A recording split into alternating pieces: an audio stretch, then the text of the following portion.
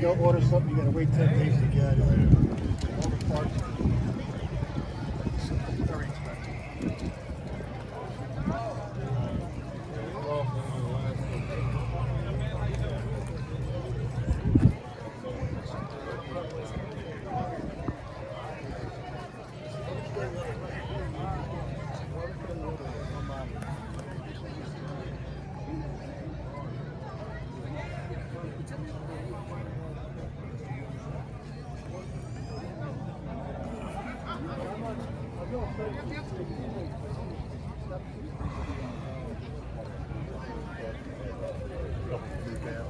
Farmer had it, and we used to park it alongside the field when we was plowing to